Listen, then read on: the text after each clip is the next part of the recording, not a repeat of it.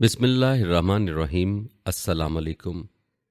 हम इकरार करते हैं कि अल्लाह के सिवा कोई इबादत के लायक नहीं और करोड़ों दरूद व सलाम हुजूर सल्लल्लाहु अलैहि वालैहि वसल्लम और आपकी आल पर जो सैयदुल अंबिया और खातमुन नबिय्यीन हैं। अल्लाह रब्बुल इज़्ज़त हमारी औलादो माल इज़्ज़त और ईमान में इजाफ़ा फरमाए और हर किस्म की ज़मीनी आसमानी शर से महफूज रखे।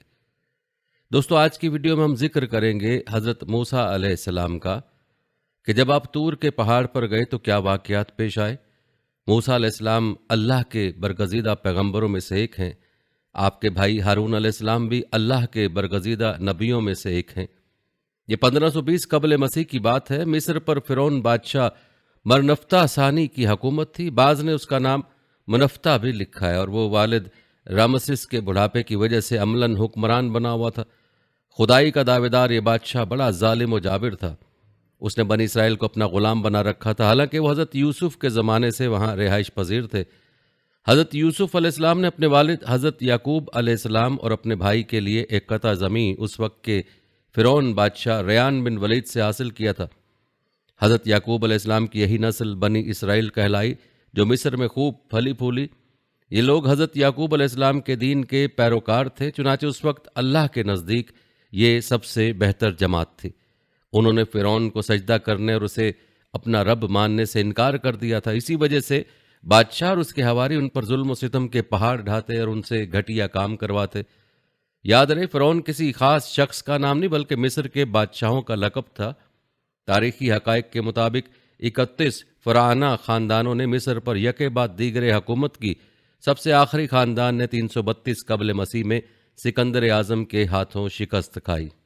हज़रत मूसा अलैहिस्सलाम का नसब चंद वास्तों से हज़रत याकूब अलैहिस्सलाम तक पहुँचता है। उनके वालिद का नाम इमरान और वालिदा का नाम युकाबिद था। बाप का सिलसिला नसब यह है, इमरान बिन काबिद बिन लावी बिन याकूब अलैहिस्सलाम और हज़रत हारून अलैहिस्सलाम हज़रत मूसा अलैहिस्सलाम के हकीकी और बड़े भाई थे। इमरान के घर में मूसा अलैहिस्सलाम की विलादत ऐसे ज़माने में हुई जबकि फ़िरौन इसराइली लड़कों के कत्ल का फ़ैसला कर चुका था। इसलिए उनकी वालिदा और अहले ख़ानदान उनकी विलादत के वक्त सख्त परेशान थे कि किस तरह बच्चे को कातिलों की निगाह से महफूज रखें। बहरहाल ज्यों तू करके 3 महीने तक उनको हर एक की निगाह से ओझल रखा और उनकी पैदाइश के मुतल्लिक किसी को खबर ना होने दी। लेकिन जासूसों की देखभाल और हालात की नज़ाकत की वजह से ज़्यादा देर तक इस वाक़े के पोशीदा रहने की तवक्को ना हो सकी और इसलिए उनकी वालिदा सख्त परेशान रहने लगी। वो सख्त और नाजुक वक्त खुदाए कुद्दूस ने मदद की और मूसा अलैहिस्सलाम की वालिदा के दिल में यह अलकाह किया कि एक ताबूत की तरह का संदूक बनाओ जिस पर राल और रोगन की पालिश करो ताकि पानी अंदर असर न कर सके, और इसमें इस बच्चे को महफूज रख दो और वे संदूक को नील के बहाव पर छोड़ दो। मूसा अलैहिस्सलाम की वालिदा ने ऐसा ही किया और साथ ही अपनी बड़ी लड़की और मूसा अलैहिस्सलाम की हमशीरा को मामूर किया कि वो इस संदूक के बहाव के साथ किनारे किनारे चलकर संदूक को निगाह में रखे और देखे कि खुदा उसकी हिफाजत का वादा किस तरह पूरा करता है, क्योंकि मूसा अलैहिस्सलाम की वालिदा को खुदा ताला ने ये बशारत पहले ही दी थी कि हम इस बच्चे को तेरी ही जानिब वापस कर देंगे और ये हमारा पैगंबर और रसूल होगा। तौरात और मुर्रखीन कहते हैं कि फ़िरौन को बनी इसराइल के साथ इसलिए अदावत हो गई थी कि उस ज़माने के काहिनों, नजूमियों और कयाफों ने उसको बताया था कि तेरी हुकूमत का ज़वाल एक इसराइली लड़के के हाथ से होगा। और बाज़ तारीखी रिवायत में है कि फ़िरौन ने एक भयानक ख्वाब देखा था जिसकी ताबीर दरबार के नजूमियों और काहिनों ने वही दी थी जिसका जिक्र अभी गुजर चुका है। मुफस्सिरीन ने भी उन्हीं रिवायत को कुतुब तफसीर में नकल फरमाया। तौरात में ये और इजाफा है कि फ़िरौन ने दाया मुकर्रर कर दी थी कि कलमरो मिस्र में जिस इसराइली के यहाँ लड़का पैदा हो उसको कत्ल कर दिया जाए, मगर उन औरतों के दिलों में ऐसी हमदर्दी पैदा हुई कि उन्होंने इस अमल के लिए कोई इकदाम नहीं किया। और जब फ़िरौन ने बाज़पुरस की तो माजरत पेश की कि इसराइली औरतें शहरी औरतों की तरह नाजुक अंदाम नहीं हैं, वो खुद ही बच्चा जन्म लेती हैं और हमको मुतल्लिक़ खबर नहीं देती। इस पर फ़िरौन ने एक जमात को इसलिए मुकर्रर किया कि वह तफ्तीश और तलाश के साथ इसराइली लड़कों को कत्ल कर दें और लड़कियों को छोड़ दिया करें। हज़रत मूसा अलैहिस्सलाम की हमशीरा बराबर संदूक के बहाव के साथ साथ किनारे किनारे निगहदाश्त करती जा रही थी कि उन्होंने देखा कि संदूक तैरते हुए शाही महल के किनारे आ लगा और फ़िरौन के घराने में से एक औरत ने अपने खादिमों के ज़रिए उसको उठवा लिया और शाही महल में ले गए। हज़रत मूसा की हमशीरा ये देखकर बहुत खुश हुई और हालात की सही तफसील मालूम करने के लिए شاہی محل کے خادماؤں میں شامل ہو گئیں۔ قرآن عزیز نے شاہی خاندان کی عورت کو فرعون کی بیوی بتایا ہے اور تورات کے حصہ خروج میں اس کو فرعون کی بیٹی کہا ہے، مگر مورخین اس اختلاف کو زیادہ اہمیت نہیں دیتے اور کہتے ہیں کہ یہ ہو سکتا ہے کہ پانی میں بہتے ہوئے صندوق کو فرعون کی بیٹی نے اٹھایا اور پھر بیٹا بنانے کی آرزو اور فرعون سے اس بچے کے قتل نہ کرنے اور خود پالنے کی خواہش کا اظہار اور فرعون سے سفارش فرعون کی بیوی آسیہ نے کی ہو۔ قرآن کریم کے اسلوب بیان سے بھی یہی ظاہر ہوتا کیونکہ اس نے موسیٰ علیہ السلام کو دریا سے نکالنے والے کے متعلق کہا ہے، اس کو اٹھایا فرعون کے گھر والوں نے، اور بیٹا بنانے کی آرزو اور اس کے قتل نہ کرنے کی سفارش کرنے والے کے متعلق فرمایا، اور فرعون کی بیوی نے کہا حضرت ابن عباس سے یہی منقول ہے۔ بہرحال فرعون کے گھر والوں نے جب صندوق کھولا تو دیکھا کہ ایک حسین اور تندرست بچہ آرام سے لیٹا ہوا انگوٹھا چوس رہا ہے۔ فرعون کی بیٹی فوراً اس کو محل میں لے گئی۔ فرعون کی بیوی نے بچے کو دیکھا تو باغ باغ ہو گئی اور انتہائی محبت سے اس کو پیار کیا۔ محل کے شاگرد پیشہ میں سے کسی نے کہا کہ یہ تو اسرائیلی معلوم ہوتا ہے اور ہمارے دشمنوں کے خاندان کا بچہ ہے، اس کا قتل کر دینا ضروری ہے، کہیں ایسا نہ ہو کہ یہی ہمارے خواب کی تعبیر ثابت ہو۔ اس بات کو سن کر فرعون کو بھی خیال پیدا ہوا۔ فرعون کی بیوی نے شوہر کے تیور دیکھے تو کہنے لگی کہ ایسے پیارے بچے کو قتل نہ کرو، کیا عجب کہ یہ میرے اور تیرے لیے آنکھوں کی ٹھنڈک بنے، یا ہم اس کو اپنا بیٹا ہی بنا لیں اور ہمارے لیے اس کا وجود نفع بخش ثابت ہو۔ یعنی اگر یہ وہی اسرائیلی بچہ ثابت ہو جو تیرے خواب کی تعبیر بننے والا ہے تو ہماری محبت اور آغوش تربیت شاید اس کو مضر ہونے کی بجائے مفید ثابت کر دے۔ مگر فرعون اور اس کے خاندان کو یہ کیا معلوم کہ خدا کی تقدیر ان پر ہنس رہی ہے، کہ رب العالمین کی کرشمہ سازی دیکھو کہ تم اپنی نادانی اور بے خبری میں اپنے دشمن کی پرورش پر نگراں مقرر کیے گئے ہو۔ غرض اب یہ سوال پیدا ہوا کہ بچے کے لیے دودھ پلائی مقرر کی جائے، مگر اللہ تعالیٰ نے موسیٰ علیہ السلام کی والدہ سے کہے گئے وعدے کو پورا کرنے کے لیے بچے کی طبیعت میں بات پیدا کر دی کہ وہ کسی عورت کے پستان کو منہ ہی نہیں لگاتا۔ شاہی دایا تھک کر بیٹھ گئی مگر موسیٰ علیہ السلام نے کسی ایک پستان سے بھی دودھ نہ پیا۔ یہ سارا حال موسیٰ علیہ السلام کی ہمشیرہ مریم دیکھ رہی تھیں۔ کہنے لگی اگر اجازت ہو تو ایک ایسی دایا کا پتہ بتاؤں جو نہایت نیک اور اس خدمت کے لیے بہت موزوں ہے، بلکہ حکم ہو تو میں خود اس کو ساتھ لے کر آؤں۔ فرعون کی بیوی نے دایا کو لانے کا حکم دے دیا اور موسیٰ علیہ السلام کی ہمشیرہ خوش خوش گھر کو روانہ ہوئیں کہ والدہ کو لے کر آئیں۔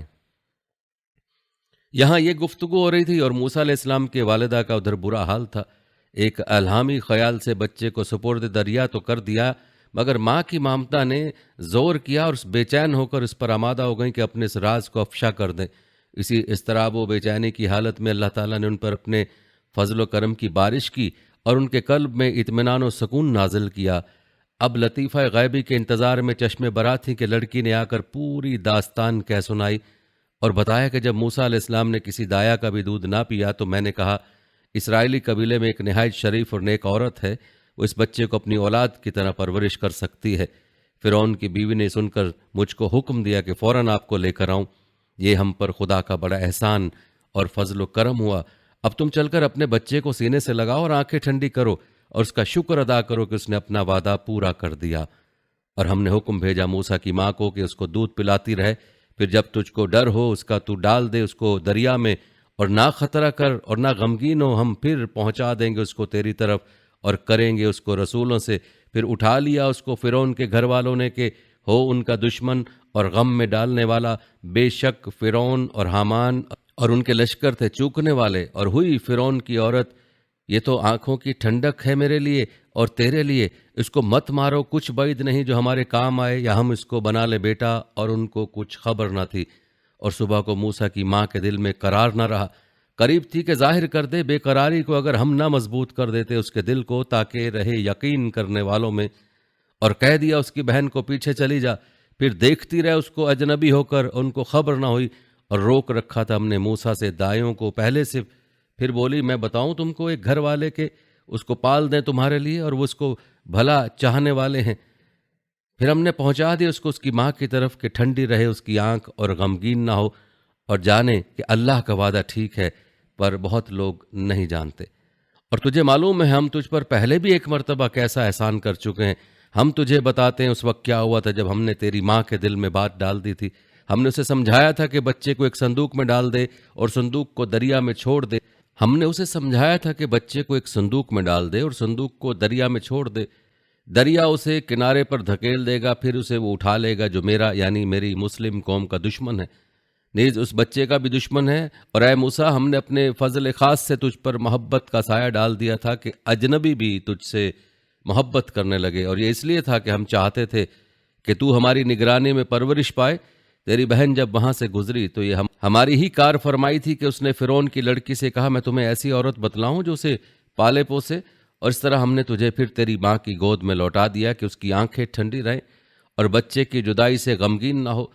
تورات میں ہے کہ جب موسیٰ علیہ السلام کی والدہ نے موسیٰ علیہ السلام کا دودھ چھڑایا تو انہوں نے ان کو فرعون کی بیٹی کے سپرد کر دیا، اور اس کے بعد عرصے تک وہ شاہی محل میں زیر تربیت رہے اور وہیں نشو و نما پائی۔ مگر تورات کا یہ کہنا واقعے کے بالکل خلاف ہے کہ موسیٰ علیہ السلام فرعون کی لڑکی کے بیٹے بنے۔ جب لڑکا بڑھا وہ اسے فرعون کی بیٹی کے پاس لائی اور وہ اس کا بیٹا ٹھہرا، اور اس نے اس کا نام موسیٰ عبرانی میں موشا رکھا اور کہا اس سبب سے کہ میں نے اسے پانی سے نکالا۔ قرآن عزیز نے حضرت یوسف علیہ السلام کے قصے میں بنی اسرائیل کا ذکر صرف اسی قدر کیا تھا کہ حضرت یعقوب علیہ السلام اور ان کا خاندان حضرت یوسف علیہ السلام سے ملنے مصر میں آئے، مگر اس کے بعد صدیوں بعد حضرت موسیٰ علیہ السلام کے واقعات میں پھر ایک مرتبہ قرآن حکیم بنی اسرائیل کے واقعات تفصیل سے سناتا ہے، جس سے معلوم ہوتا ہے کہ بنی اسرائیل حضرت یوسف علیہ السلام کے زمانے میں مصر ہی میں بس گئے تھے، اور ان تمام پچھلی صدیوں میں ان کی تاریخ مصر ہی سے وابستہ رہی ہے۔ تورات کی تفصیلات بھی اسی کی تائید کرتی ہیں۔ تب فرعون یوسف علیہ السلام سے متکلم ہوا اور کہا کہ تیرا باپ اور تیرے بھائی تیرے پاس آئے ہیں، مصر کی زمین تیرے آگے ہے، اپنے باپ اور اپنے بھائیوں کی سرزمین کے ایک مقام میں جو سب سے بہتر ہے بسا، جشن کی زمین میں انہیں رہنے دے، اور اگر تو جانتا ہے کہ بعضے ان کے درمیان میں چالاک ہیں تو ان کو میری مواشی پر مختار کر۔ اور یوسف علیہ السلام نے اپنے باپ اور بھائیوں کو ملک مصر کی ایک بہترین زمین میں جو رامسس کی زمین ہے جیسا فرعون نے کہا تھا بٹھایا اور انہیں اس کا مالک کیا، اور یوسف نے اپنے باپ اور بھائیوں اور اپنے باپ کے سب گھرانے کی ان کے لڑکے بالوں کے موافق روٹی سے پرورش کی۔ اور اسرائیل نے مصر کی زمین میں جشن کے ملک میں سکونت کی اور وہاں ملکیتیں رکھتے تھے، اور وہ بڑھے اور بہت زیادہ ہوئے، اور یعقوب مصر کی زمین میں 70 برس جیا، سو یعقوب کی ساری عمر 145 برس کی ہوئی۔ تو رات میں یہ بھی مذکور ہے کہ حضرت یوسف علیہ السلام نے فرعون سے اپنے باپ اور اہل خاندان کے لیے عرض جشن طلب کی، جو فرعون نے بخوشی ان کے سپرد کر دی۔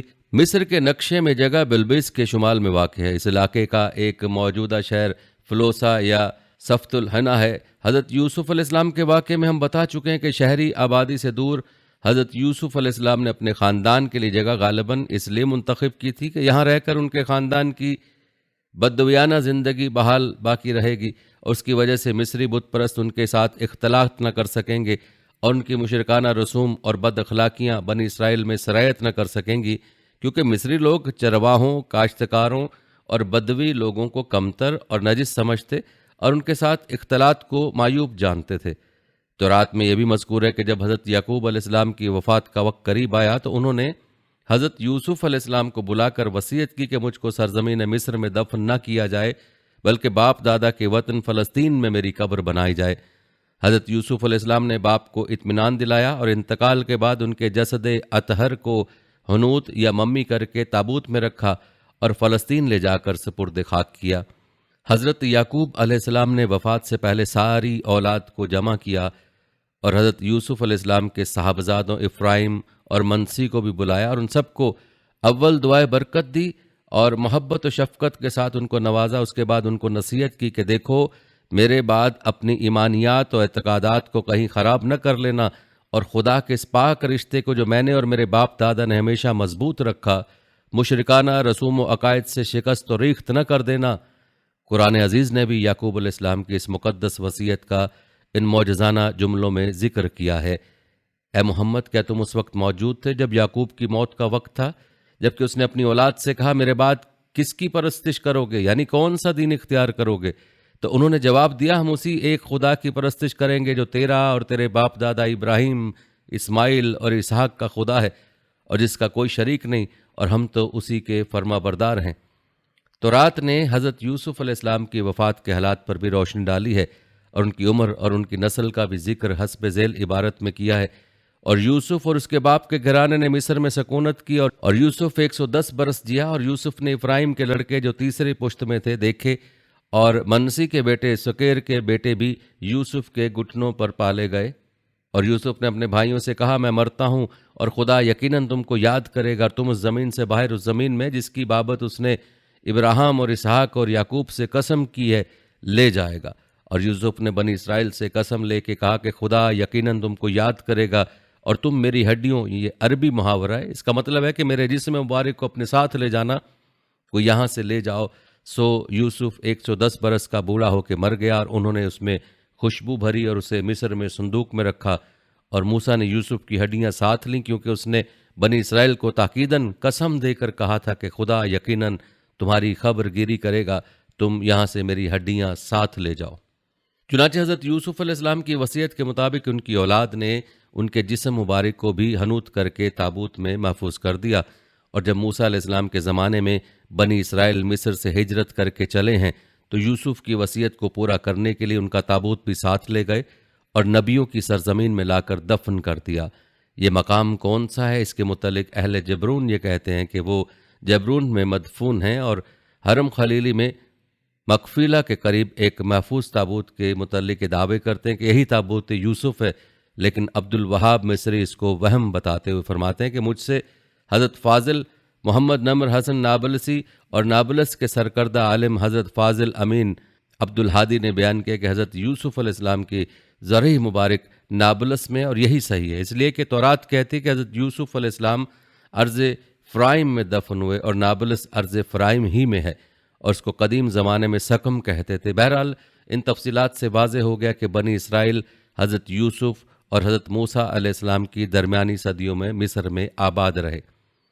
گزشتہ واقعات سے معلوم ہو چکا ہے کہ فرعون شاہان مصر کا لقب ہے، کسی خاص بادشاہ کا نام نہیں ہے۔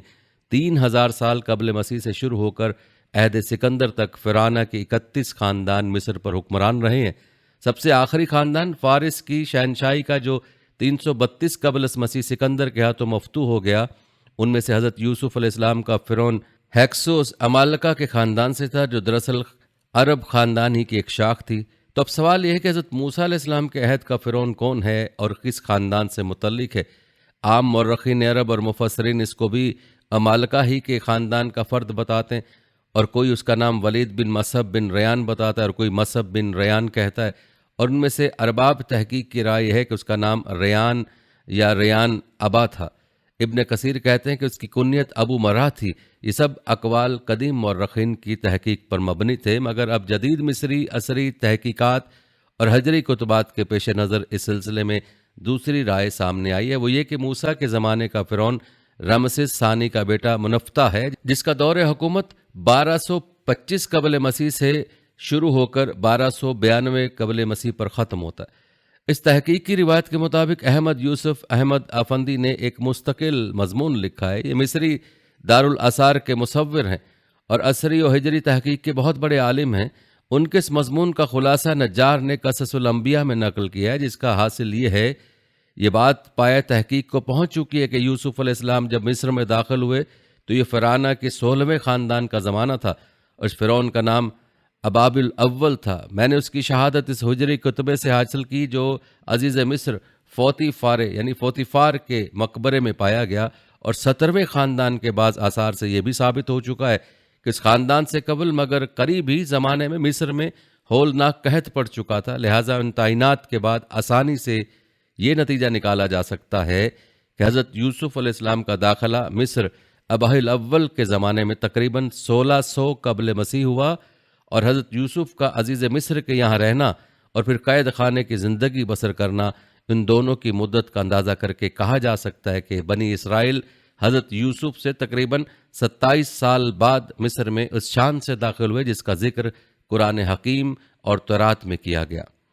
ہم اگرچہ فرعونہ مصر کی حکومت اور شاہی خاندان کے متعلق اچھی طرح آگاہی پا چکے ہیں اور مصری آثار نے اس میں ہم کو کافی مدد دی ہے، مگر ابھی تک ان اثریات میں وہ تفصیلی تصریحات دستیاب نہیں ہوئیں جو فرعون اور بنی اسرائیل کی عداوت، حضرت موسیٰ علیہ السلام کی بعثت اور غرق کے فرعون و نجات بنی اسرائیل سے متعلق ہیں۔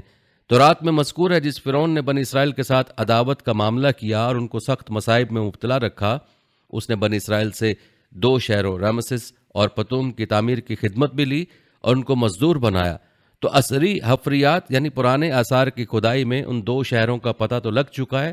ایک کے کتبے سے معلوم ہوا کہ اس کا نام برتوم یا پتوم ہے، اس کا ترجمہ ہے خدائے توم کا گھر، اور دوسرے کا نام پر رامسس جس کا ترجمہ قصر رامسس ہوتا ہے۔ اور مشرقی جانب جو مقام اب تل مسخوطہ کے نام سے مشہور ہے، یہیں پتوم کی آبادی تھی، اور جس جگہ اب قطیر یا قدیم مصری زبان کے اعتبار سے خنت نفر واقع اس مقام پر رامسس آباد تھا۔ اس کو رامسس ثانی نے اس لیے آباد کیے رکھا کہ مصر کی بحری جانب کے سینٹر میں بہترین قلعے کا کام دے، اور پتوم کی آبادی کا بھی یہی مقصد تھا۔ اس شہر کی چار دیواری کے جو کھنڈر معلوم ہوئے ہیں وہ بلا شبہ اس کی شہادت دیتے ہیں کہ دونوں شہر مصر کے بہترین حفاظتی قلعے تھے، نہ کہ تورات کے بیان کے مطابق غلوں کے گودام۔ یہ دونوں شہر مصر کی بہترین حفاظتی قلعے تھے، نہ کہ تورات کے بیان کے مطابق غلوں کے گودام۔ اس تمام کیلو کال کا مطلب یہ ہے جس فرعون نے بنی اسرائیل کو مصائب میں مبتلا کیا وہ یہی رامسس دوم ہو سکتا ہے۔ یہ مصر کے حکمرانوں کا 19واں خاندان تھا۔ حضرت موسیٰ علیہ السلام اس کے زمانے میں پیدا ہوئے اور اس کی آغوش میں پرورش پائی۔ تاریخ اثریات سے پتہ چلتا ہے کہ اسیویہ قبائل جو مصر کے قریب آباد تھے، ان کے اور فرعونہ کے اس خاندان کے درمیان میں پہم 9 سال تک سخت جنگ و جدل بیکار رہی۔ 9 سال تک سخت جنگ و پیکار رہی۔ بدی وجہ یہ قرین قیاس ہے کہ رامسس دوم نے اس خوف سے کہ کہیں بنی اسرائیل کا یہ عظیم الشان قبیلہ جو لاکھوں نفوس پر مشتمل تھا اندرونی بغاوت پر آمادہ نہ ہو جائے، بنی اسرائیل کو ان مصائب میں مبتلا کرنا ضروری سمجھا جن کا ذکر تورات اور قرآن حکیم میں کیا گیا ہے۔ رامسس دوم اس زمانے میں بہت مسن اور معمر ہو چکا تھا، اس لیے اس نے اپنی زندگی میں ہی اپنے بڑے بیٹے منفتح کو شریک حکومت کر لیا تھا۔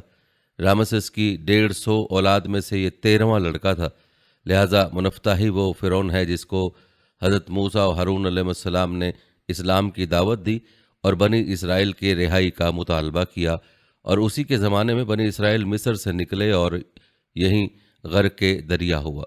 چونکہ اس نے حضرت موسیٰ علیہ السلام کو اپنے گھر میں پرورش پاتے دیکھا تھا، اس لیے جب حضرت موسیٰ علیہ السلام نے اس کو اسلام کا پیغام سنایا تو قرآن عزیز کے ارشاد کے مطابق اس نے یہ طعنہ دیا، کیا ہم نے اپنے یہاں تیرے بچپن میں تیری پرورش نہیں کی اور تو اپنی عمر کے چند سال ہم میں بسر کر چکا ہے؟ تورات میں ہے کہ خروج سے پہلے مصر کے بادشاہ کا انتقال ہو گیا۔ اس سے مراد وہی رامسس دوم ہے جو منفتح کا باپ تھا۔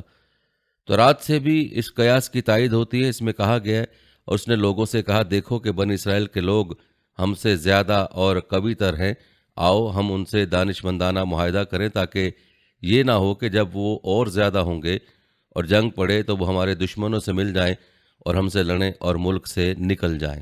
علامہ فلانڈرس نے ایک ہجری کتبہ دریافت کیا جس پر سیاہ حروف کندہ اور وہ 599 مصری میں لکھا گیا ہے۔ یہ دراصل ایک بہت بڑی چٹان ہے جس کی بلندی 3 میٹر اور 14 سینٹی میٹر ہے۔ یہ کتبہ 2 وجہ سے معرض تحریر میں آیا تھا۔ ایک یہ کہ ان تمام تفصیلات کو بیان کیا جائے جو 18ویں خاندان کے بادشاہ آمن ہوتپ نے معبد آمون کی خدمات کے متعلق انجام دی تھی، اور دوسرے یہ کہ 19ویں خاندان کے بادشاہ منفتح بن رامسس دوم کی تعریف میں کچھ لکھا جائے۔ اس لیے اس کتبے کی عبارت شاعرانہ اسلوب پر لکھی گئی ہے، اور منفتح نے یوسین پر جو فتح حاصل کی تھی اس کے بڑے فخر و مباحثات کے ساتھ ذکر کیا گیا ہے، اور اسکلان، جیزر، یانوئیم جو فلسطین کے علاقے کے مشہور شہر تھے ان کے سقوط کی جانب اشارات کیے گئے ہیں۔ اس کے ضمن میں بنی اسرائیل کے متعلق بھی مختصر عبارت میں اظہار خیال کیا گیا، اور یہ سب سے پہلا عصری نقش اور حفریات مصری کا پہلا کتبہ ہے جس نے بنی اسرائیل کا صراحت کے ساتھ ذکر موجود ہے۔ اس کا ترجمہ یہ ہے، بنی اسرائیل تمام ہلاک ہو گئے اور اب ان کی نسل کا خاتمہ ہو گیا۔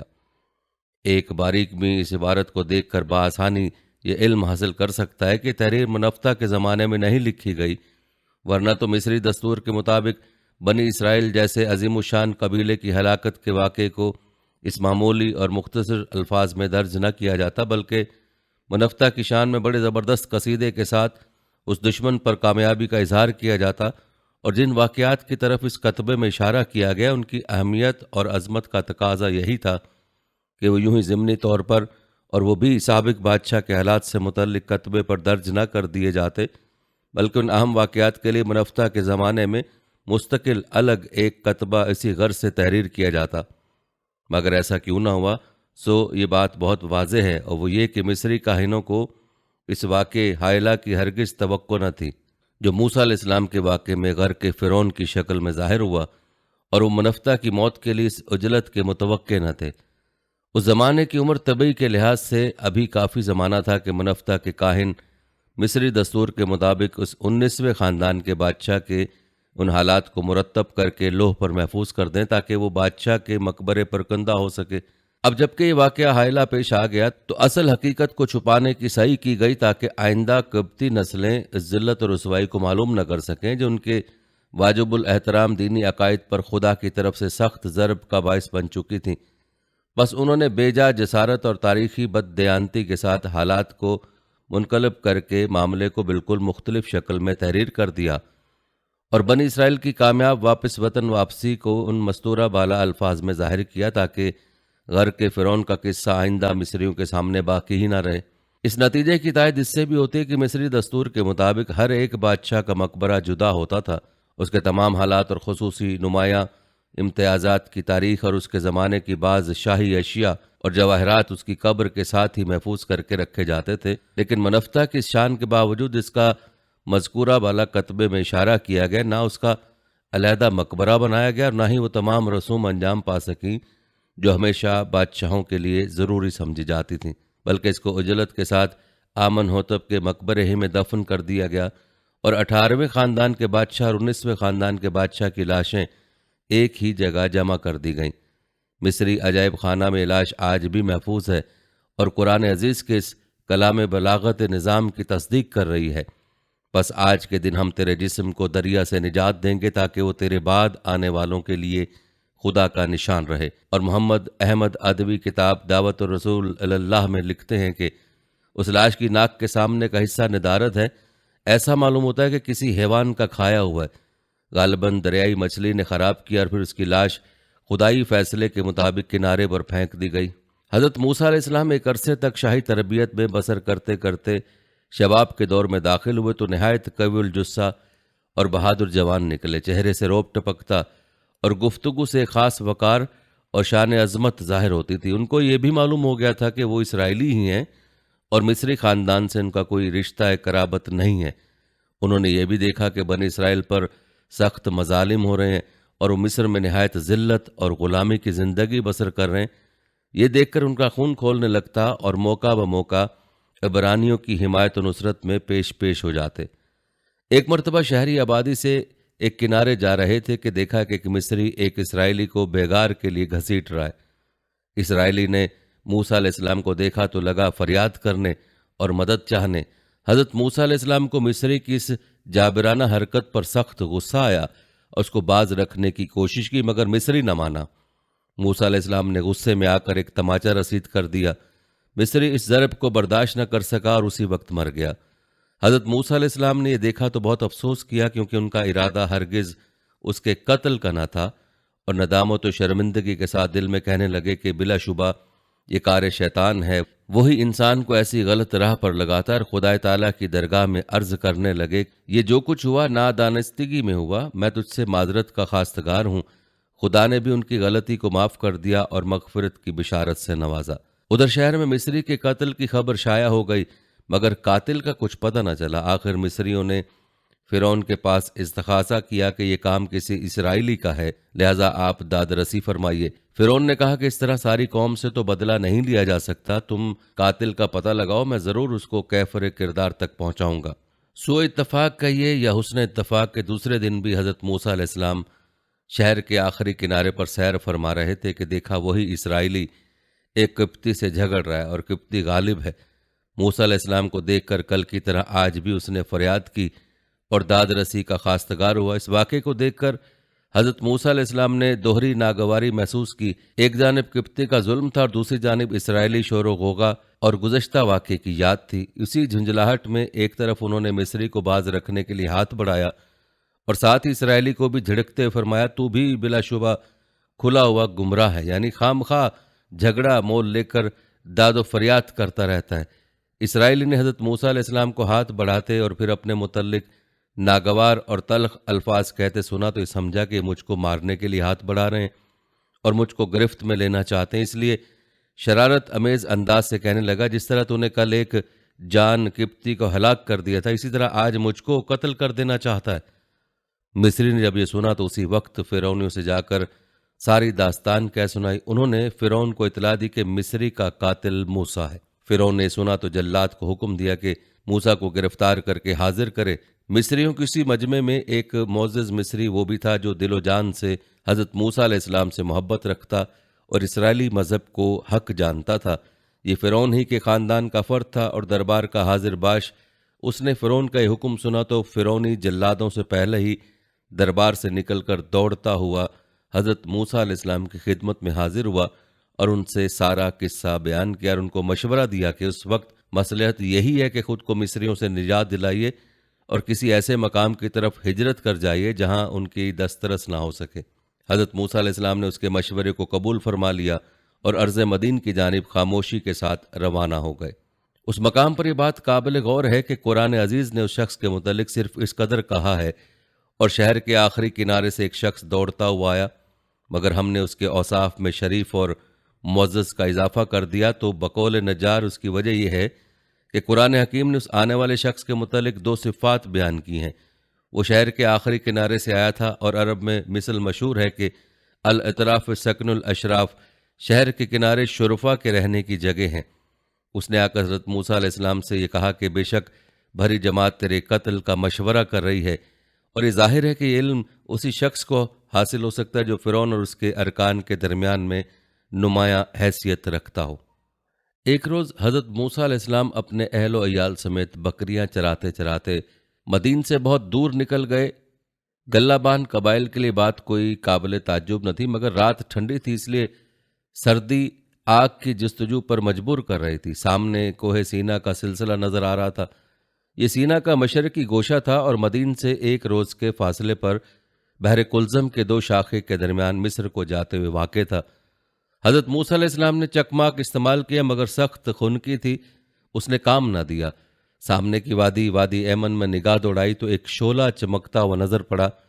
بیوی سے کہا کہ تم یہیں ٹھہرو، میں آگ لے آؤں، تاپنے کا بھی انتظام ہو جائے گا، اور اگر وہاں کوئی رہبر مل گیا تو بھٹکی ہوئی راہ کا بھی کھوج لگ جائے گا۔ پھر موسیٰ علیہ السلام نے اپنی بیوی سے کہا کہ تم یہاں ٹھہرو، میں نے آگ دیکھی ہے، شاید اس میں سے کوئی چنگاری تمہارے لیے لا سکوں یا وہاں الاؤ پر کسی رہبر کو پا سکوں۔ خدا کے فضل کا موسیٰ سے پوچھیے احوال کہ آگ لینے کو جائیں، پیغمبر ہی مل جائے۔ حضرت موسیٰ علیہ السلام نے دیکھا کہ عجیب آگ ہے، درخت پر روشنی نظر آتی ہے مگر نہ درخت کو جلاتی ہے اور نہ ہی گل ہو جاتی ہے۔ یہ سوچتے ہوئے آگے بڑھے، لیکن جوں جوں آگے بڑھتے جاتے تھے آگ اور دور ہوتی جاتی تھی۔ یہ دیکھ کر موسیٰ علیہ السلام کو خوف سا پیدا ہوا اور انہوں نے ارادہ کیا کہ واپس ہو جائیں۔ جو ہی وہ پلٹنے لگے آگ قریب آ گئی، اور قریب ہوئے تو سنا کہ یہ آواز آ رہی ہے، اے موسیٰ، میں ہوں اللہ پروردگار جہانوں کا۔ پس جب موسیٰ اس آگ کے قریب آئے تو پکارے گئے، اے موسیٰ، میں ہوں تیرا پروردگار، پس اپنی جوتی اتار دے، تو توبہ کی مقدس وادی میں کھڑا ہے، اور دیکھ میں نے تجھ کو اپنی رسالت کے لیے چن لیا ہے۔ پس جو کچھ وحی کی جاتی ہے اس کو کان لگا کر سن۔ قرآن عزیز کی سابق آیات اور ان آیات کے پیش نظر دو باتیں کتب تفسیر میں زیر بحث لائی جاتی ہیں۔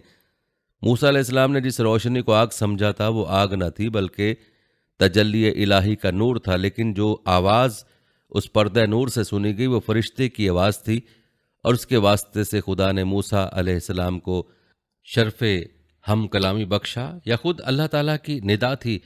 بعض مفسرین کہتے ہیں فرشتے کی آواز تھی اور اس کے واسطے سے موسیٰ علیہ السلام کو خدا کی ہم کلامی کا شرف حاصل ہوا۔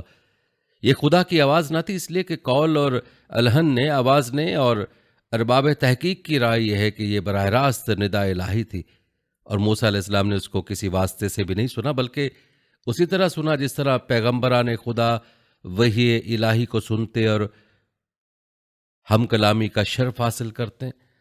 اب حضرت موسیٰ علیہ السلام خدا تعالیٰ کے پیغمبر اور جلیل القدر رسول ہیں۔ اللہ تعالیٰ نے ان کو انبیاء کے سچے دین کی تلقین اور فرعون کی غلامی سے بنی اسرائیل کی رہائی کی اہم خدمات کے لیے چن لیا ہے۔ وہ وادی مقدس میں حق تعالیٰ سے ہم کلامی کا شرف حاصل کر رہے ہیں۔ وہ موسیٰ علیہ السلام جو مدین کی راہ سے بھٹکے ہوئے تھے، آج مصر جیسے متمدن و مہذب ملک اور اس کے سرکش و مغرور بادشاہ کی رہنمائی کرنے کے لیے منتخب کیے گئے ہیں، اور جو کل تک اونٹوں اور بکریوں کی غلہ بانی کر رہے تھے، آج انسانوں کی قیادت کے فرض کو انجام دینے کے لیے چنے گئے ہیں، اور جو نصاب زندگی کل بکریوں کے غلہ کی چرائی سے شروع ہوا تھا، وہ آج وادی مقدس میں خدا کی بہترین مخلوق حضرت انسان کی غلہ بانی پر تکمیل کو پہنچ رہا ہے، اور کل کا غلہ بان آج جہاں بان بن رہا ہے۔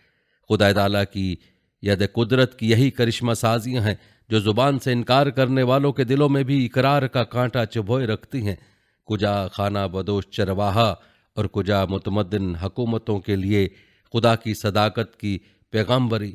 حضرت موسیٰ علیہ السلام نے جب اللہ کی اس آواز کو سنا اور ان کو یہ معلوم ہوا کہ آج ان کے نصیب میں وہ دولت آ گئی ہے جو انسانی شرافت کا توغرہ امتیاز اور اللہ کی معیت کا آخری نشان ہے، تو پھر پھولے نہ سمائے اور والہانہ فرفتگی میں مثل مورت حیران کھڑے رہ گئے۔ آخر پھر اسی جانب سے ابتدا ہوئی اور پوچھا گیا، موسیٰ تیرے داہنے ہاتھ میں کیا ہے؟ بس پھر کیا تھا؟ محبوب حقیقی کا سوال عاشق صادق سے، یہ نصیب، اللہ اکبر، لوٹنے کی جائے بے وارفتگی۔ عشق میں یہ بھی خیال نہ رہا کہ سوال کے پیمانے ہی پر جواب کو تولا جائے اور جو کچھ پوچھا گیا صرف اسی قدر جواب دیا جائے۔ بولے، یہ میری لاٹھی ہے، اس پر بکریاں چراتے وقت سہارا لیا کرتا ہوں اور اپنی بکریوں کے لیے پتے جھاڑ لیتا ہوں۔ جواب میں صرف یہ کہنا چاہیے تھا، عصا۔ مگر محبت کے اس ولولے کو کیسے روکیں جو محبوب کے ساتھ ہم کلامی کے شرف کو طول دے کر سوختہ جانی کے سامان مہیا کرنا چاہتا ہے۔ کہتے ہیں کہ میری لاٹھی ہے، اس کے فوائد بیان کرنے لگتے ہیں، مگر یکا یک جذبہ شوق کی جگہ محبوب حقیقی کا پاس ادب دل میں چٹکی لیتا ہے۔ موسیٰ خبردار، کس دربار میں کھڑے ہو، کہیں یہ طول بیانی گستاخی اور بے ادبی میں نہ شمار ہو جائے۔ موسیٰ علیہ السلام نے سوچ کر فوراً پہلو بدلا اور جناب باری میں عرض کی، اور میرے لیے اس سے متعلق اور ضروریات بھی ہیں۔ اب اللہ تعالیٰ نے ارشاد فرمایا، موسیٰ اپنے اس لاٹھی کو زمین پر ڈال دو، اور موسیٰ علیہ السلام نے اس ارشاد عالی کی تعمیل کی۔ موسیٰ نے لاٹھی کو زمین پر ڈال دیا، پس ناگاہ وہ اژدہا بن کر دوڑنے لگا۔ حضرت موسیٰ علیہ السلام نے جب یہ حیرت زا واقعہ دیکھا تو گھبرا گئے اور بشریت کے تقاضے سے متاثر ہو کر بھاگنے لگے۔ پیٹھ پھیر کر بھاگے ہی تھے کہ آواز آئی۔ اللہ تعالیٰ نے فرمایا، موسیٰ اس کو پکڑ لو اور خوف نہ کھاؤ، ہم اس کو اس کی اصل حالت پر لوٹا دیں گے۔ حضرت موسیٰ علیہ السلام کی لکڑی دو شاخہ تھی، اب وہی دو شاخہ اژدہے کا منہ نظر آ رہا تھا۔ سخت پریشان تھے، مگر قربت الہی نے طمانینت و سکون کی حالت پیدا کر دی اور انہوں نے بے خوف ہو کر اس کے منہ پر ہاتھ ڈال دیا۔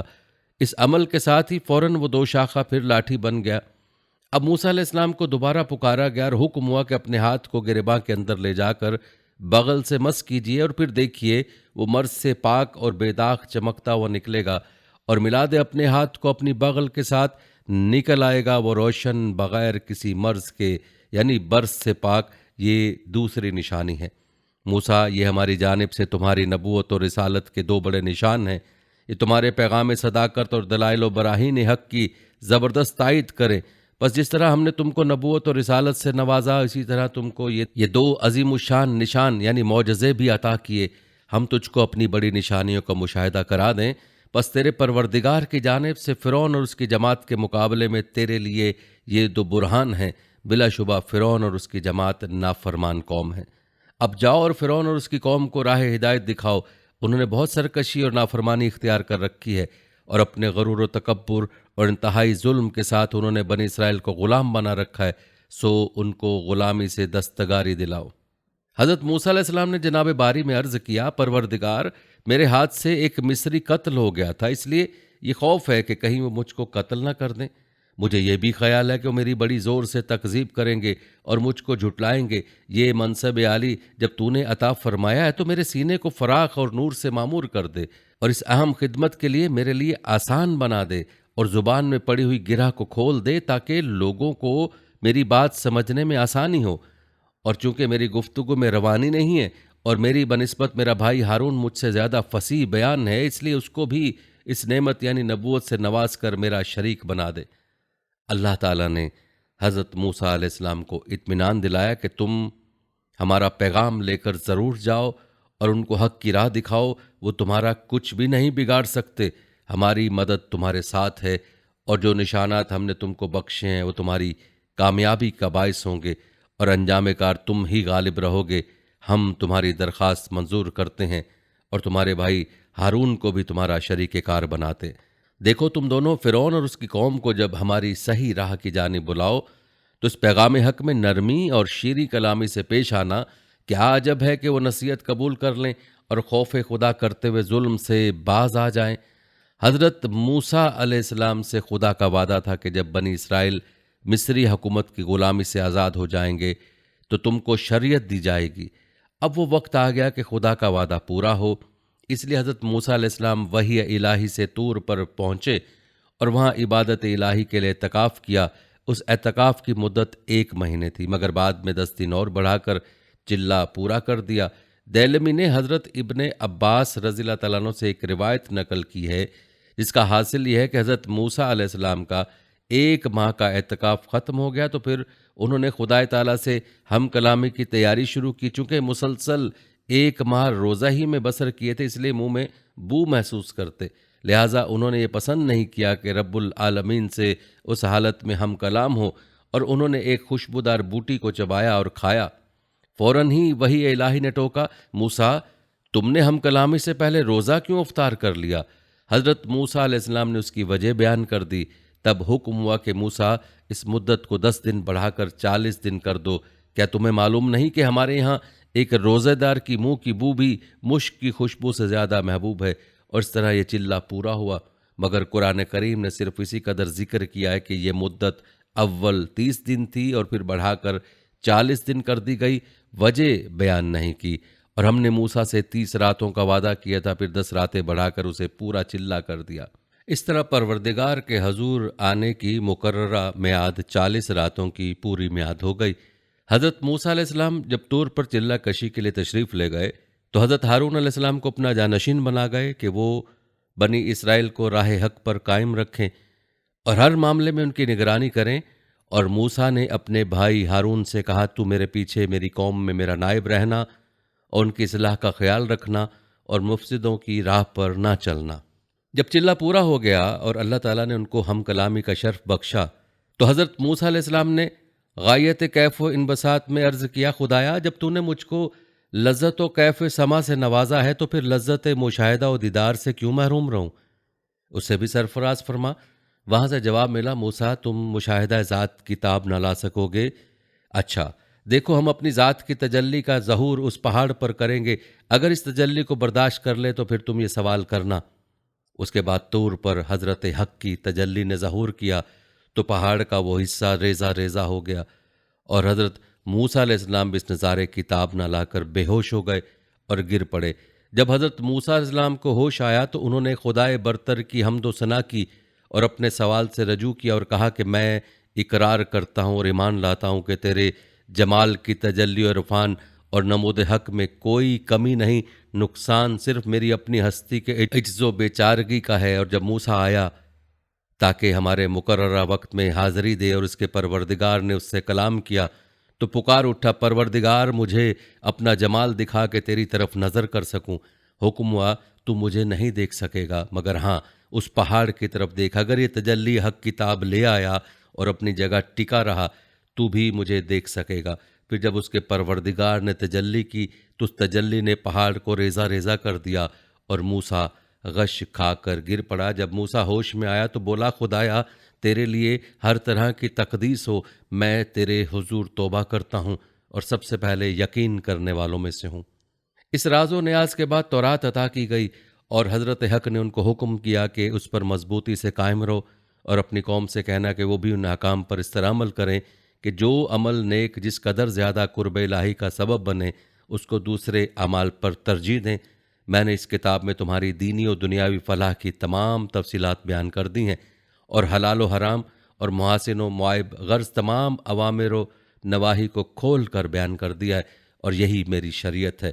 اللہ تعالیٰ نے کہا، موسیٰ بے شک میں نے لوگوں پر تجھ کو اپنی پیغمبری اور ہم کلامی سے برتری دی ہے اور چن لیا ہے، پس جو میں نے تجھ کو تورات کو دیا ہے اس کو لے کر اور شکر گزار بن، اور ہم نے اس کے لیے تورات کی تختیوں پر ہر قسم کی نصیحت اور احکام سے ہر شے کی تفصیل لکھ دی ہے۔ بس اس کو قوت کے ساتھ پکڑ اور اپنی قوم کو حکم کر کے ان میں سے اچھی کو اختیار کریں، ان قریب میں تم کو نافرمانوں کا گھر دکھاؤں گا۔ اس مقام پر دو باتیں قابل توجہ ہیں۔ علماء اسلام کہتے ہیں کہ طور کے اس واقعے میں جن احکام کا نزول ہوا وہ تورات ہے، اور علماء نصارہ کی موجودہ جماعت کہتے کہ اس سے مراد وہ 10 احکام ہیں جو مذہب موسوی میں شریعت یا احکام عہد کے نام سے موسوم ہیں، یعنی خدا کے سوا کسی کو نہ پوجو، زنا نہ کرو، چوری نہ کرو وغیرہ۔ اور بعض معاصر مفسرین نے بھی اس آیت کا مصداق احکام عہد ہی کو ٹھہرایا، لیکن یہ دوسرا قول قرآن عزیز اور تورات دونوں کی شہادت سے غلط ہے، اور قول اول ہی صحیح اور درست ہے، اس لیے کہ قرآن عزیز نے سورہ بقرہ میں حضرت موسیٰ علیہ السلام کے چلے کا ذکر کرتے ہوئے جب نزول احکام کا تذکرہ کیا ہے تو اس کو کتاب اور فرقان کہا ہے، اور یہ دونوں صفات قرآن عزیز میں تورات کے لیے بولی گئی ہیں، نہ کہ احکام عہد کے لیے۔ اسی اثنا میں ایک اور عجیب و غریب واقعہ پیش آیا جس کو حیرت زا بھی کہہ سکتے ہیں اور افسوسناک بھی، اور جس سے بنی اسرائیل کی ذہنیت اور اخلاقی پستی بے نقاب ہو کر سامنے آ جاتی ہے۔ یعنی جبل طور یا حرب کے پہاڑ پر تو حضرت موسیٰ علیہ السلام پروردگار عالم سے راز و نیاز میں مصروف اور بنی اسرائیل کے لیے آئین الہی یعنی تورات حاصل کرنے میں مشغول تھے، اور نیچے وادی سینا میں بنی اسرائیل نے سامری کی قیادت میں خود ہی اپنا معبود یعنی گوسالہ منتخب کر کے اس کی سماعت لگا لی اور پرستش شروع کر دی۔ جمہور مفسرین کی تفسیر کے مطابق واقعے کی تفصیل یہ ہے کہ حضرت موسیٰ علیہ السلام جب طور پر تورات لینے کے لیے تشریف لے جانے لگے تو بنی اسرائیل سے فرمایا کہ میرے اعتکاف کی مدت 1 ماہ ہے، مدت پوری ہونے پر فوراً تمہارے پاس پہنچ جاؤں گا۔ ہارون علیہ السلام تمہارے پاس موجود ہیں، یہ تمہارے احوال کے نگران رہیں گے۔ مگر طور پر جا کر وہ مدت 30 کی بجائے 40 دن ہو گئی۔ اس تاخیر سے ایک شخص سامری نے فائدہ اٹھایا۔ اس نے جب یہ دیکھا کہ بنی اسرائیل حضرت موسیٰ علیہ السلام کی تاخیر سے مضطرب ہو رہے ہیں تو اس نے کہا کہ اگر تم اپنے وہ تمام زیورات میرے پاس لے آؤ جو تم نے مصریوں سے مستعار لیے تھے اور پھر واپس نہ کر سکے تو میں تمہارے فائدے کی ایک بات کر دوں۔ سامری گو ظاہر میں مسلمان تھا مگر اس کے دل میں کفر و شرک کی نجاست بھری ہوئی تھی۔ بس جب بنی اسرائیل نے تمام سونے کے زیورات لا کر اس کے حوالے کر دیے تو اس نے ان کو بٹھی میں ڈال کر گلا دیا اور اس سے گوسالہ بچڑے کا جسم تیار کیا اور پھر اپنے پاس سے ایک مشت خاک اس کے اندر ڈال دی۔ اس ترکیب سے گوسالہ میں آثار حیات پیدا ہو گئے اور وہ بچڑے کی آواز بھائیں بھائیں بولنے لگا۔ اب سامری نے بنی اسرائیل سے کہا کہ موسیٰ علیہ السلام سے غلطی اور بھول ہو گئی کہ وہ خدا کی تلاش میں طور پر گیا، تمہارا معبود تو یہ موجود ہے۔ صدیوں تک مصر کی غلامی نے بنی اسرائیل میں مشرکانہ رسوم و عقائد کو پھیلا دیا تھا اور وہ اس رنگ میں کافی حد تک رنگے جا چکے تھے، اور گوسالہ پرستی مصر کا قدیم عقیدہ تھا اور ان کے مذہب میں اس کو بہت اہمیت حاصل تھی۔ اس لیے ان کے ایک بڑے دیوتا ہورس کا منہ گائے کی شکل کا تھا اور وہ عقیدہ رکھتے تھے کہ کرۂ زمین گائے کے سر پر قائم ہے۔ سامری نے جب بنی اسرائیل کو ترغیب دی کہ اس کے بنائے ہوئے گوسالہ کو اپنا معبود سمجھیں اور اس کی پوجا کریں تو انہوں نے بآسانی اس کو قبول کر لیا۔ حضرت موسیٰ علیہ السلام نے دیکھا تو بنی اسرائیل کو سمجھایا کہ ایسا نہ کرو، یہ تو گمراہی کا راستہ ہے، مگر انہوں نے ہارون علیہ السلام کی بات ماننے سے انکار کر دیا اور کہنے لگے کہ جب تک موسیٰ علیہ السلام نہ آ جائیں ہم اس سے باز آنے والے نہیں۔ یہاں جب یہ نوبت پہنچی تو اللہ تعالیٰ کی مصلحت کا تقاضا ہوا کہ حضرت موسیٰ علیہ السلام کو اس واقعے سے مطلع کر دیا۔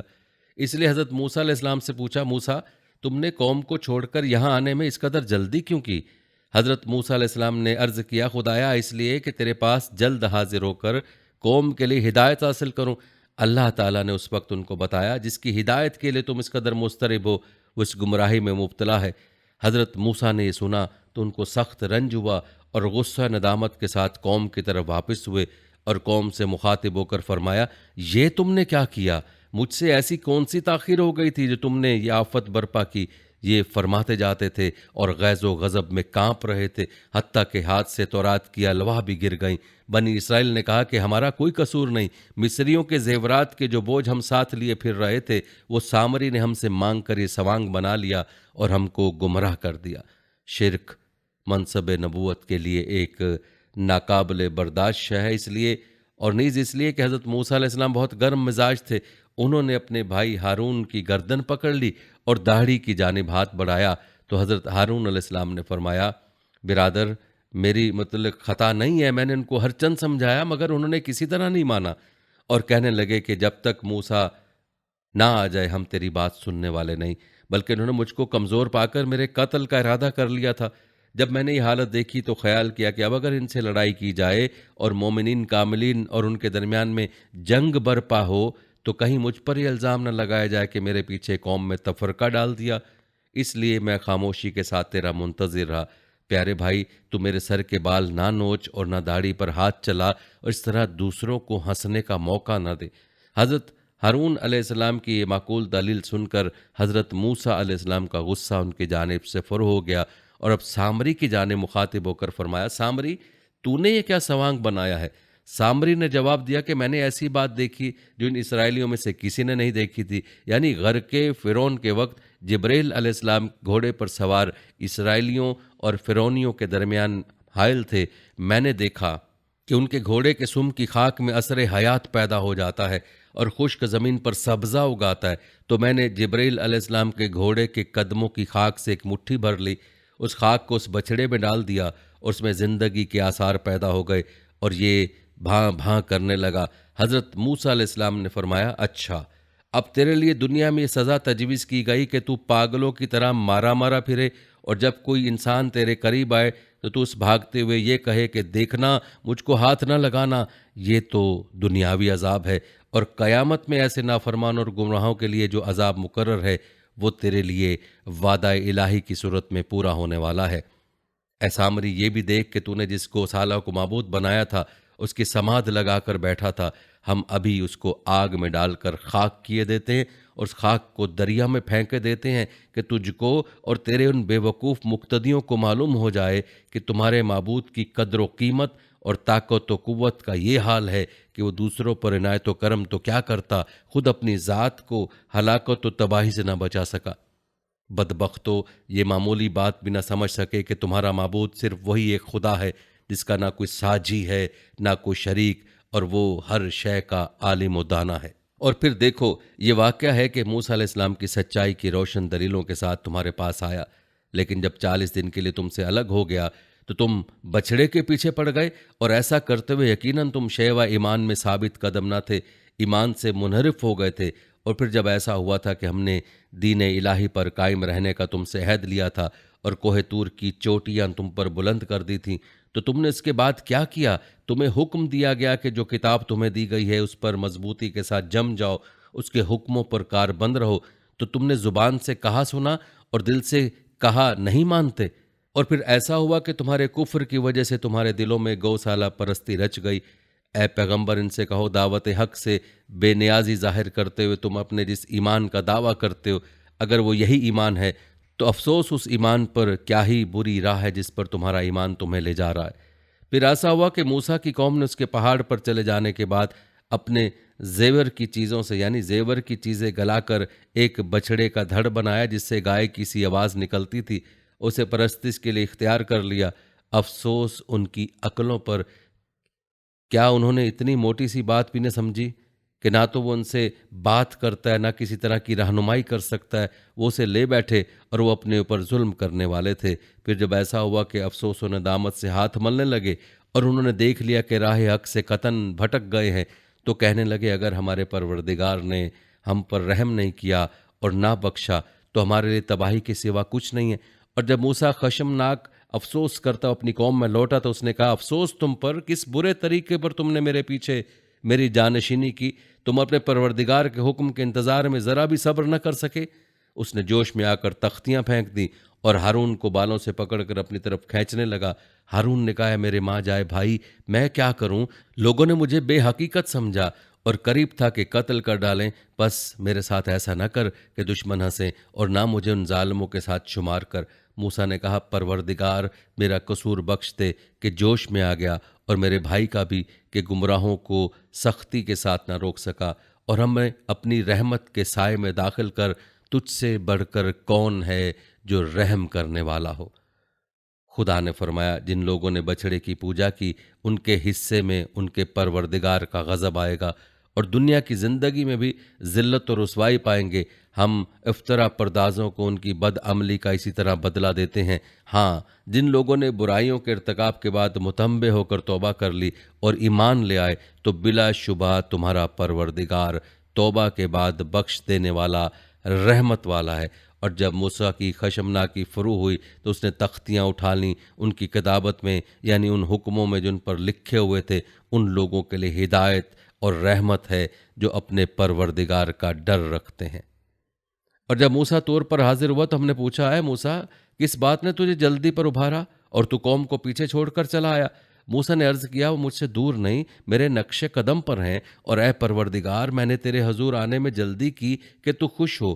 فرمایا، مگر ہم نے تیرے پیچھے تیری قوم کی استقامت کی آزمائش کی اور سامری نے اسے گمراہ کر دیا۔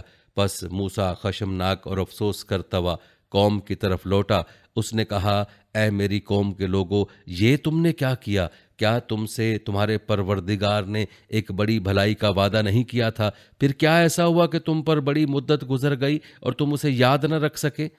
یا یہ بات ہے کہ تم نے چاہا کہ تمہارے پروردگار کا غضب تم پر نازل ہو، اس لیے تم نے مجھ سے ٹھہرائی ہوئی بات توڑ ڈالی؟ انہوں نے کہا، ہم نے خود اپنی خواہش سے عہد شکنی نہیں کی، بلکہ ایک دوسرا ہی معاملہ پیش آیا۔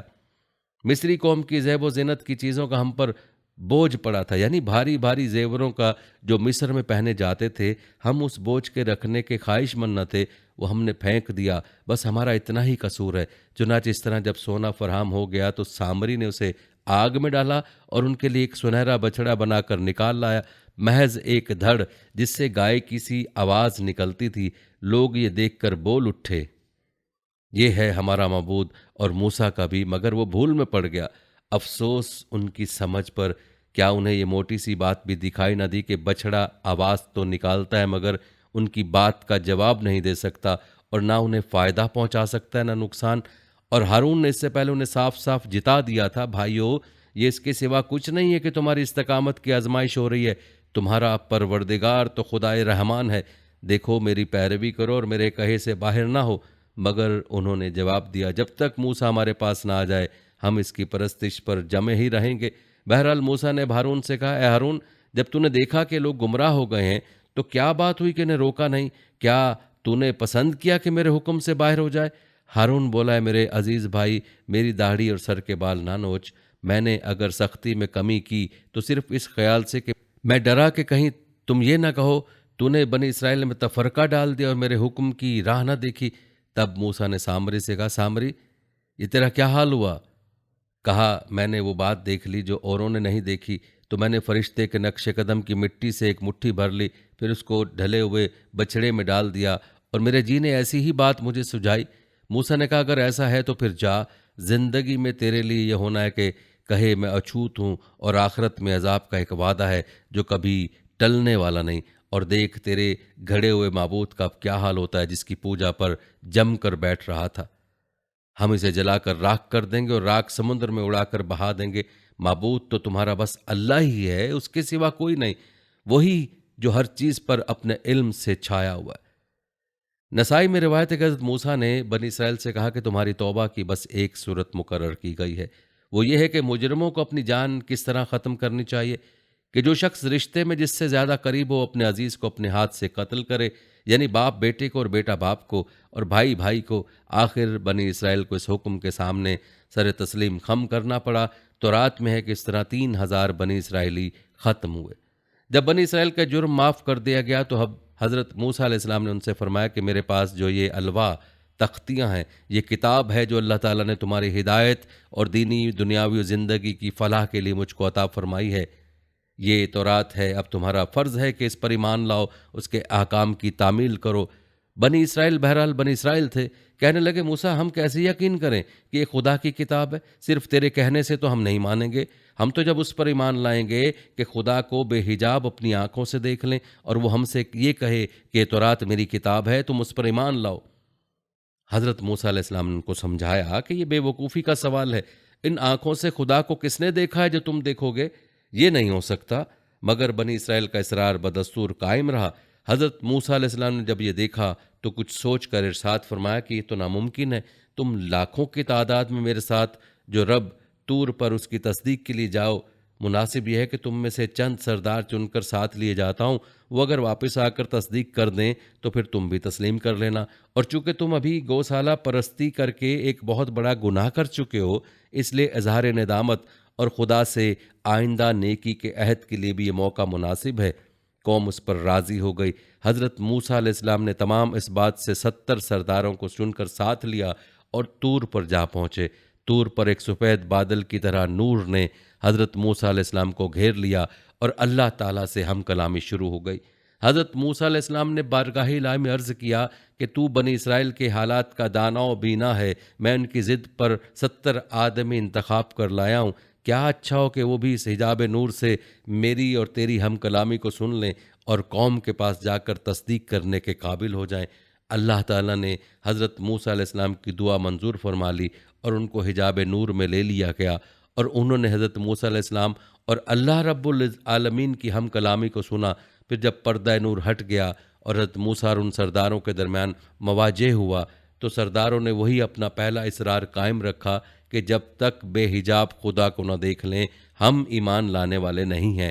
اس احمقانہ اصرار اور ضد پر غیرت الہی نے ان کو یہ سزا دی کہ ایک ہیبت ناک چمک، کڑک اور زلزلے نے ان کو آ لیا اور جلا کر خاک کر دیا۔ حضرت موسیٰ علیہ السلام نے جب یہ دیکھا تو درگاہ الہی میں عاجزی کے ساتھ دعا مانگی، الہی یہ بے وقوف اگر بے وقوفی کر بیٹھے تو کیا تو ہم سب کو ہلاک کر دے گا؟ اے خدا اپنی رحمت سے تو ان کو معاف کر دے۔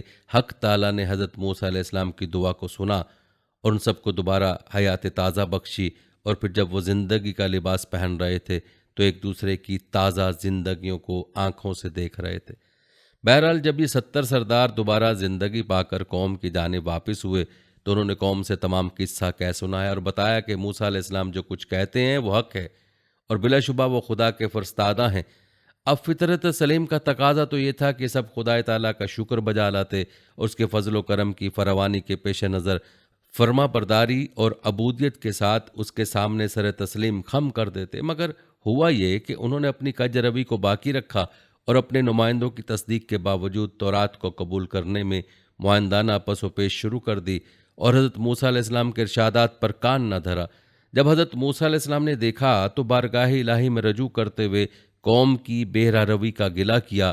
درگاہ الہی سے حکم ہوا کہ ان نافرمانوں کے لیے میں تجھ کو ایک حجت یعنی معجزہ اور عطا کرتا ہوں، اور وہ یہ جس پہاڑ طور پر تو مجھ سے ہم کلام ہوتا رہتا ہے اور جس پر تیری قوم کے منتخب سرداروں نے حق کا مشاہدہ کیا ہے، اسی پہاڑ کو حکم دیتا ہوں کہ اپنی جگہ سے حرکت کرے اور سائبان کی طرح بنی اسرائیل کے سروں پر چھا جائے اور زبان حال سے اعلان کرے کہ موسیٰ علیہ السلام خدا کا سچا پیغمبر ہے، تورات بلا شبہ خدا کی سچی کتاب ہے، اور اگر یہ دونوں حق و صداقت کا مظہر نہ ہوتے تو یہ عظیم الشان نشان تم نہ دیکھتے جس کا ظہور قدرت الہی کے سوا اور کسی طرح ناممکن ہے۔ چنانچہ جو ہی خدا تعالیٰ کا یہ تکوینی فیصلہ ہوا، طور ان کے سروں پر مثل سائبان نظر آنے لگا اور زبان حال سے کہنے لگا کہ اے بنی اسرائیل، اگر تم میں عقل و ہوش باقی ہے اور حق و باطل کی تمیز موجود ہے تو گوش حق و نیوش سے سنو کہ میں خدا کا نشان بن کر تم کو یقین دلاتا ہوں اور شہادت دیتا ہوں کہ موسیٰ علیہ السلام بارہا میری پیٹھ پر خدا تعالیٰ کے ساتھ ہم کلامی کا شرف حاصل کیا ہے۔ تمہاری رشد و ہدایت کا قانون یعنی تورات بھی اس کو میری پیٹھ پر ہی عطا ہوا ہے، اور اے سرمستان بادہ غفلت و سرکشی، میری یہ حیت جو تمہارے لیے حیران کن بن رہی ہے، اس امر کی شہادت ہے کہ جب انسان کے سینے میں دل کی نرمی سختی سے بدل جاتی ہے تو پھر وہ پتھر کا ٹکڑا بلکہ اس سے بھی زیادہ سخت بن جاتا ہے اور رشد و ہدایت اس میں کسی جانب سے بھی سرایت نہیں کر پاتی۔ دیکھو میں پتھر کے ٹکڑوں کا مجموعہ پہاڑ ہوں، لیکن خدا کے حکم کے سامنے سر تسلیم خم کیے کس طرح عبودیت کا مظاہرہ کر رہا ہوں، مگر تم ہو کہ عنایت اور خودی کے گھمنڈ میں کسی حالت میں بھی نہیں کو ہاں سے بدل دینے کے لیے تیار نہیں۔ پھر تمہارے دل سخت ہو گئے جیسے پتھر یا ان سے بھی سخت۔ بنی اسرائیل نے جب نشان دیکھا تو اب اسے وقتی خوف و دہشت کا ثمرہ سمجھیے یا علی رؤوس الاشہاد خدا کے عظیم الشان نشان کے مشاہدے کا نتیجہ یقین کیجیے کہ بنی اسرائیل کی جانب متوجہ ہوئے اور حضرت موسیٰ علیہ السلام کے سامنے اس کے احکام کی تعمیل کا اقرار کیا۔ تب خدا تعالیٰ کا فرمائے ذیشاں ہوا کہ اے بنی اسرائیل، ہم نے جو کچھ تم کو دیا ہے اس کو مضبوطی کے ساتھ لو اور جو احکام اس میں تورات میں درج ہیں ان کی تعمیل کرو تاکہ تم پرہیزگار اور متقی بن سکو۔ مگر افسوس کہ بنی اسرائیل کا یہ عہد و میثاق ہنگامی ثابت ہوا اور زیادہ عرصے تک اس پر کاربند نہ رہ سکے اور حسب عادت پھر خلاف ورزی شروع کر دی۔ اور جب ہم نے تم سے عہد لیا اور تمہارے سر پر طور کو اونچا کیا اور کہا کہ جو ہم نے تم کو دیا ہے اس کو قوت سے پکڑو اور جو کچھ اس میں ہے اس کو یاد کرو تاکہ تم پرہیزگار بنو۔ پھر اس کے بعد تم نے اہل تورات سے پیٹھ پھیر لی، بس اگر تم پر خدا کا فضل اور اس کی رحمت نہ ہوتی تو بلا شبہ تم نقصان اٹھانے والوں میں ہو جاتے۔ اور جب ہم نے ان کو بنی اسرائیل کے سروں پر پہاڑ بلند کر دیا، گویا کہ وہ سائبان ہے اور انہوں نے یقین کر لیا کہ وہ ان پر گرنے والا ہے، تو ہم نے کہا کہ جو ہم نے تم کو دے دیا اس کو قوت سے لو اور جو کچھ اس میں اس کو یاد کرو تاکہ تم پرہیزگار بنو۔ ان آیات میں تصریح ہے کہ بنی اسرائیل نے جب تورات کو قبول کرنے میں پس و پیش کیا بلکہ انکار کر دیا تو اللہ تعالیٰ نے ان کے سروں پر طور کو بلند کر دیا۔ قرآن عزیز کی ان آیات کا صاف اور سادہ مطلب یہی بنے گا کہ طور کو اس کی جگہ سے اکھاڑ کر بنی اسرائیل کے سروں پر اس طرح کر دیا گویا ایک سائبان ہے جو عنقریب ان پر گرنے والا ہے۔ نیز فوق کا رفع کے ساتھ لانا بھی اس تفسیر کی صحت کے لیے موثق شہادت ہے جو جمہور نے بیان فرمائی ہے۔ دوستو، یہ تھی ہماری آج کی ویڈیو، امید کرتے ہیں کہ آپ کو پسند آئی ہوگی۔ مزید ویڈیوز کے لیے ہمارے چینل کو سبسکرائب کریں اور ساتھ ہی لگے بیل کے بٹن کو بھی دبا دیں تاکہ آنے والی ہر نئی ویڈیو کا نوٹیفیکیشن آپ کو بر وقت ملتا رہے۔ اپنی رائے کا اظہار کمنٹ باکس میں لازمی کیجیے گا۔ ملتے ہیں ایک نئی ویڈیو میں، تب تک کے لیے اللہ حافظ، فی امان اللہ۔